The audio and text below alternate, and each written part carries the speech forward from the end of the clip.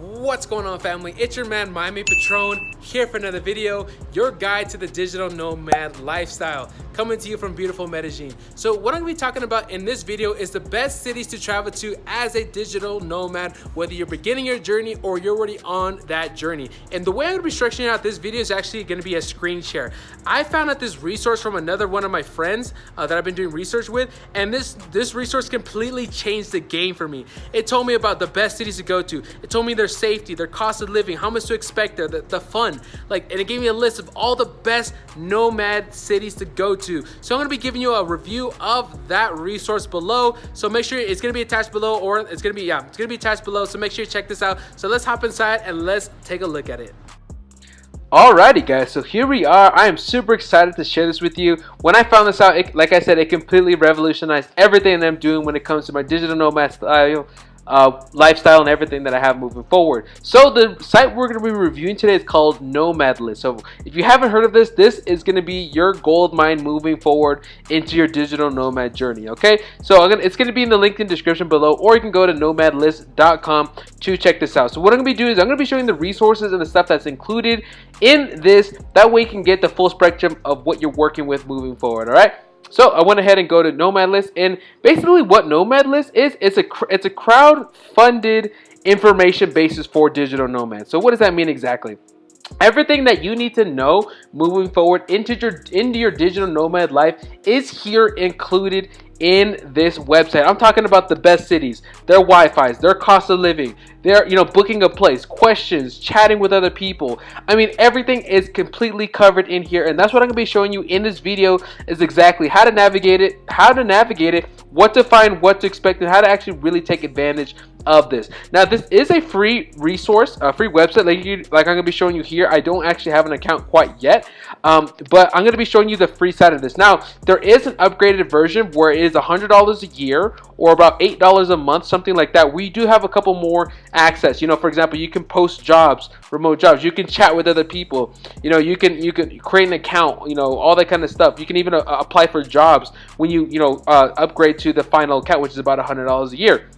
But it's not completely necessary. I haven't done so myself, so it's not really, you don't have to do it. But other than that, you still get a lot of value. So let's go ahead and let me show you exactly what you get. So when you scroll down here, you can actually search a city that you want to go to. For example, I'm coming from Miami. That's where my home base is, I guess you could say. So you could search a city like this, right? You could search a city at the very top. I'm not going to use Miami for an example of this video, but I just want to show you that you can search whatever city you want right there.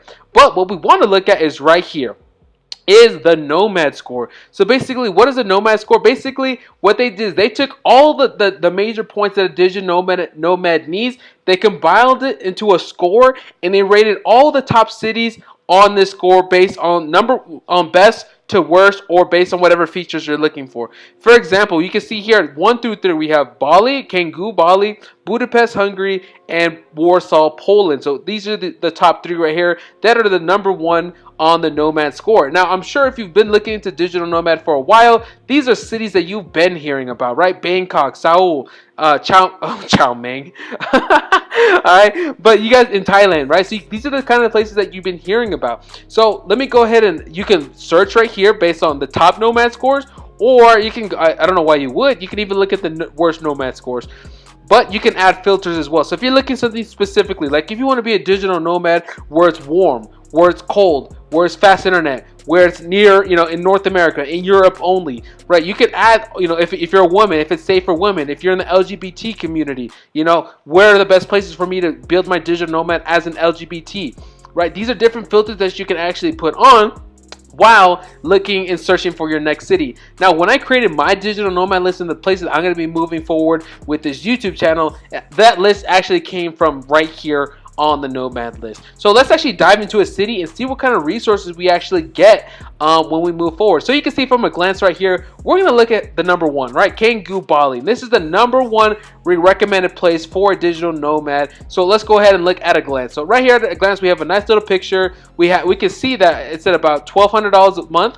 Right at the very bottom, you can see it even gives you the monthly cost to live there as a digital nomad. You can see that at the bottom right. So if you want to, glance, at a what do you call it?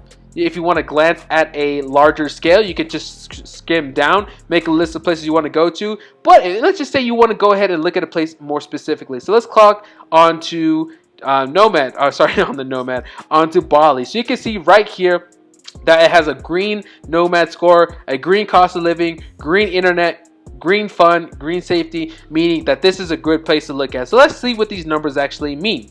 All right, so let's go ahead and we hopped into it. So right now we're looking at our scores. So they give the score a 4.03 out of 5, right?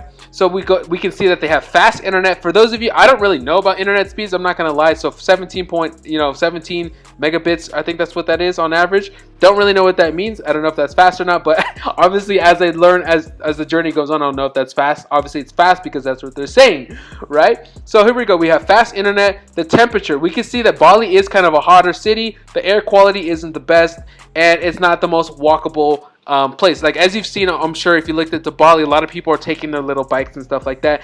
We can look at free Wi-Fi in the city. Is it English speaking? Racial tolerance, LGBT, like there's so many different resources that are covered here. And I'm like, dang, if you're wanting to travel abroad, if you're wanting, like, even just to travel, not just become a digital nomad, but just to travel, I think this is a great resource just to look at. So let's keep moving forward. Right, we get the cost. Right, we're actually going to dive a little bit deeper into this in another tab. But we get the cost. We see the fun is good. We see the safety is good. Healthcare, right? So for those of you that if you're going to be staying in a place for a longer term, right? Healthcare, we can see that it doesn't have the best healthcare.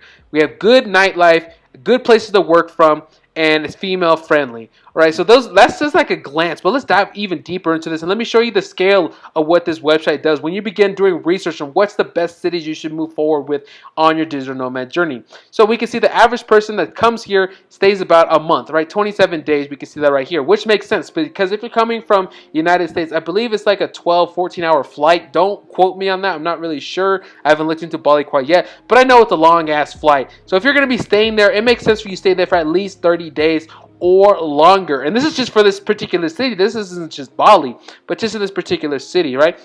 It even gives you resources like the power outlets. Like right now I'm in Medellin, Colombia, and they use the US power outlet. So I haven't even dealt with that, problem yet of using foreign, outlets. So that's a great thing to know. Like when I go to Bali, what to expect when using my power outlet. Also the best carriers. For those of you that don't know, when you go to Bali or if you go to a different country, your T-Mobile, your AT&T, your Verizon ain't going to work there, right? You're going to have an unlocked phone and upgrade to a server, a phone carrier that is based in that city. So that is something I literally just found out literally not too long ago, that I'm gonna have to unlock my phone. Great thing my phone contract ends in 2 months, but that's something that I'm learning as I go, as I use sites like this, as I research, as I grow moving forward. So it gives you the top carrier to choose from once you get to that city. You can see that it is a cashless society, that most likely you're going to pay in cash. That's almost like Medellin. A lot of people don't really use credit card here in Medellin, and it's mostly a cash city. That's really cool to know, because getting here, I thought I was going to put everything on my card,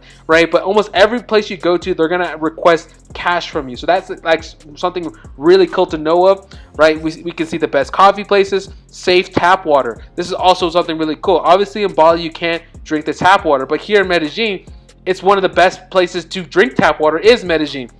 They put so much resources into their water system here that it's actually recommended to drink from the tap water. I thought that was a normal thing. I grew up in San Diego. I lived in Miami. I thought it was normal to drink tap water, but obviously when you go to other places, it's actually not recommended. So this is something that's really cool to know about, right? Gives you some, populations, the best hospital. That's really cool. Another cool little tip. It's gonna dive into a little bit deeper here in another tab. You can actually book your listing straight from Airbnb in that city, which saves you so much time.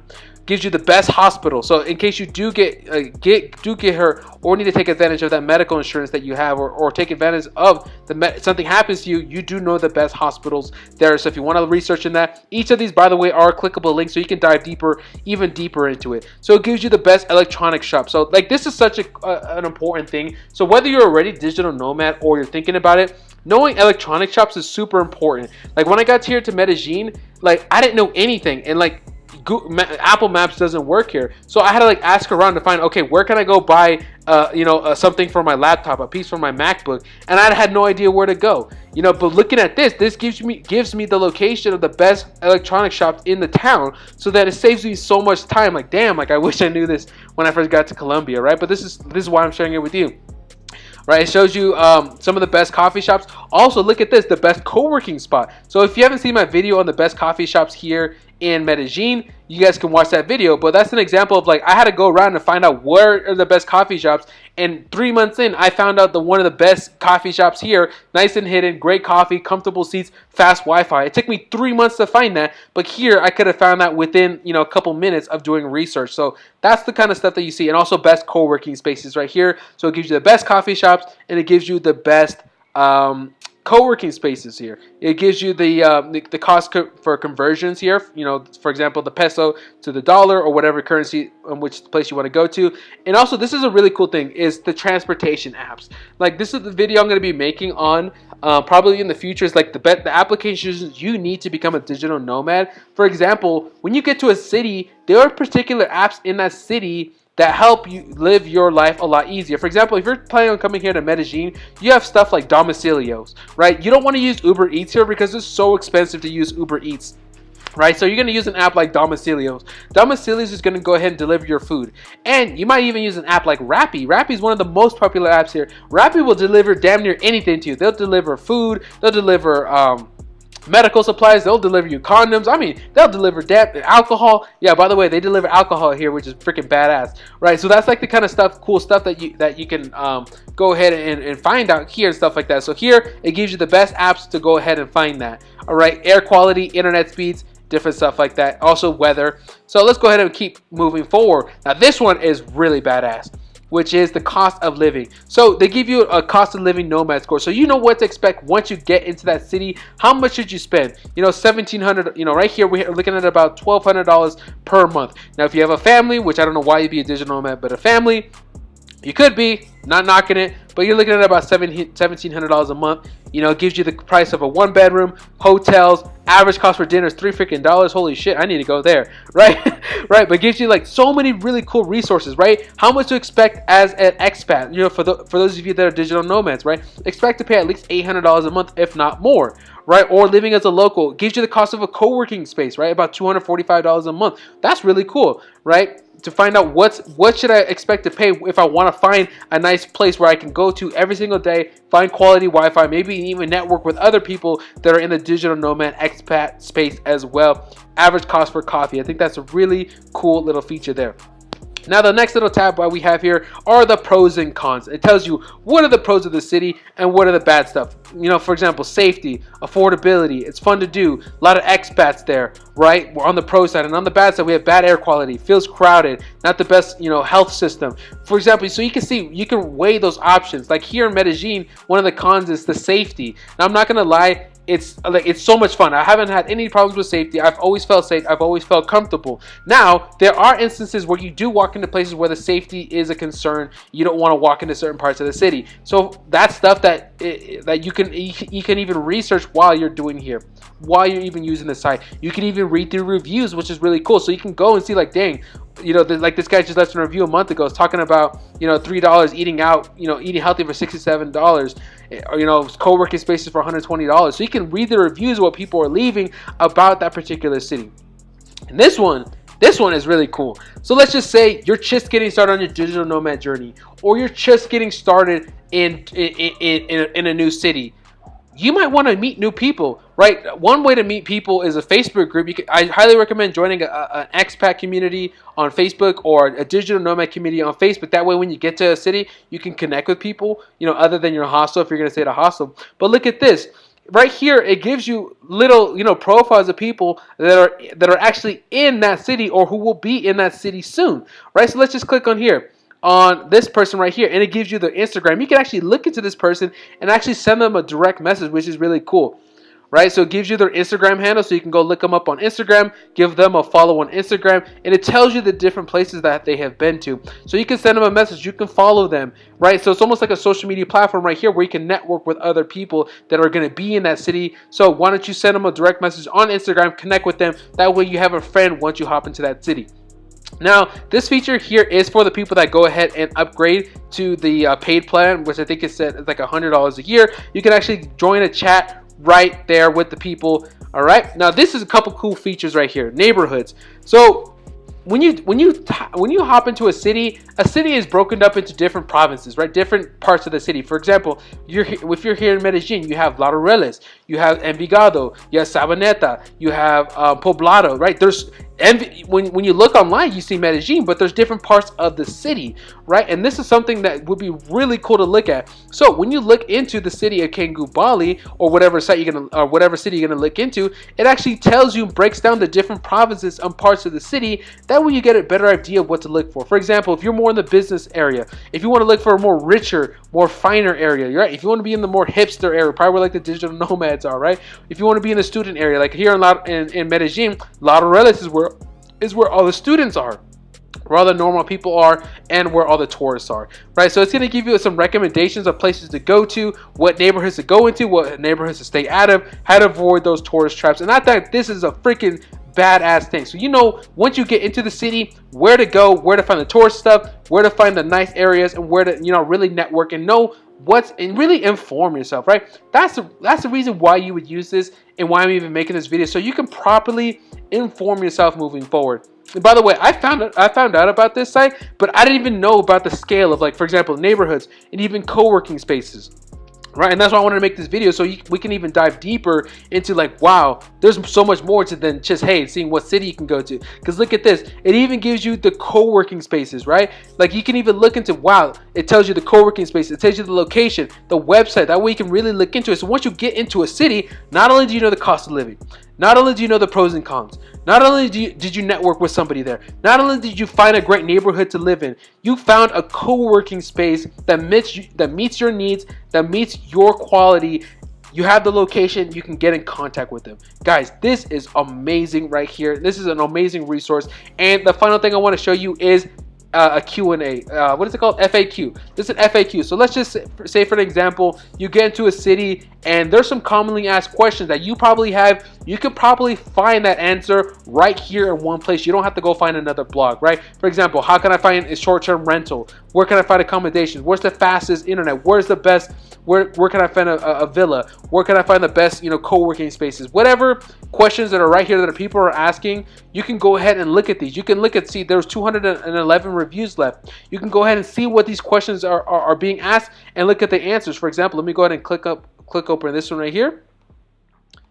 And we're going to see that right here, this person asked a question and you can see the answer to it. Right there is an amazing resource. That way you can find all your questions, get them answered in one place, in one resource, all for free. You don't even have to sign up for the paid account in order to get these resources. And the final piece of video right here, piece of content, is they give you a nice little video of the city so you know what to expect. And, you know, super cool resource, guys. So this is a resource I really wanted to share with you. That way, not only can you find the best city to go forward with, right, and plan your trip as a digital nomad, plan the next city you want to go to, but look at the cost of living, look at the best city to go to, find the best co-working space, find the best Wi-Fi, find the best cafe, the best, you know, see the pros versus the cons. And this is definitely a site you're gonna want to look into so much more. So guys, make sure, if you found this video very valuable, subscribe below, because I'm always putting out great content for future digital nomads. For those of you that are already in the digital nomad space, painting the vision forward, and together we can really do something special, right? So till next time, Miami Patron out.